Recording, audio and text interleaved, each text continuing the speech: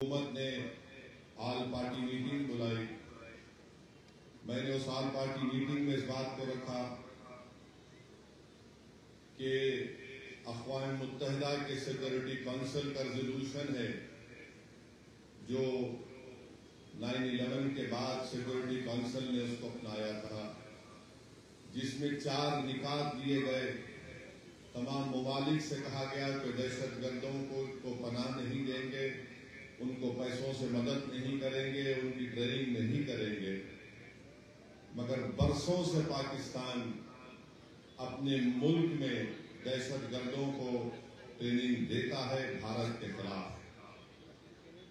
پھر اقوام متحدہ کا آرٹیکل 51 ہے جو اس بات کی اجازت دیتا ہے کسی ایک ملک کو وہ سیلف ڈیفنس میں اپنے ملک کے تحفظ کے لیے دوسرے ملک پر وہ اپنی ملٹری کارروائی کر سکے. میں نے اس کا بھی حوالہ دیا. اور یہ آرٹیکل 51 صرف ملک کے خلاف نہیں بلکہ جس ملک اس اپنے ملک میں دہشت گردوں کو پناہ دیتا ہے، جس کو انگریزی میں نان اسٹیٹ ایکٹر کہتے ہیں، یہ LET پاکستان کی حکومت کی ISI کی ایک ناجائز اولاد ہے. اور پھر آپ یہ بھی جانتے ہیں کہ ہمارے بھارت کے سنویدھان میں آرٹیکل 355 ہے جو اس بات کو کہتا ہے کہ مرکزی حکومت کی ذمہ داری ہے کہ کسی ریاست میں اگر باہر سے حملہ ہوتا تو اس کو روکے. اور بین الاقوامی قانون ہم کو اس بات کی اجازت دیتا ہے کہ ہم پاکستان کی ایئر فورس، پاکستان کی نیوی کا بلاکیٹ کریں، اور کرنا بھی چاہیے. ہم کو اس بات کی اجازت دیتا ہے کہ ہم انٹرنیٹ کا اس کو جیم کریں، ہیکنگ کرائے ہمارے ایتھیکل ہیکرز کے ساتھ جو اس ملک میں بڑے پیمانے پر ہیں.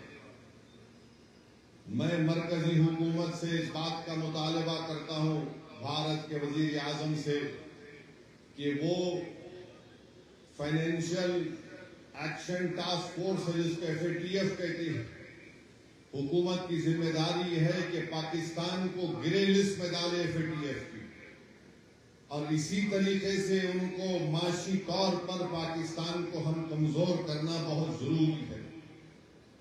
اور جو لوگ آج پاکستان میں بیٹھ کر بکواس کرتے ہیں، میں ان سے کہنا چاہ رہا ہوں کہ آپ بھارت سے آپ کا وقت آدھا گھنٹے پیچھے ہے. اب جیسا یہاں 6:15 ہو رہے ہیں، وہاں پر 5:45 ہو رہے ہیں. مورو آدھا گھنٹہ پیچھے نہیں ہے، وہ آدھی صدی بھارت سے پیچھے ہے.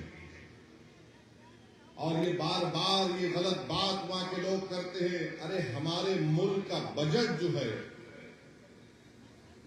تمہارے ملک کا بجٹ ہمارے ملٹری کے بجٹ کے برابر نہیں ہے. تم برابری کرنا تو دور کی بات، تم اگر اسی طرح کرتے رہو گے، یہ بار بار پاکستان یہ کہتا ہے کہ ہم نیوکلیئر بام ہمارے پاس ہے، ایٹمی بام ہے.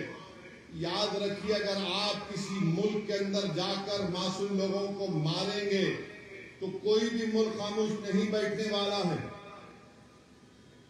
چاہے حکومت کسی کی بھی ہو.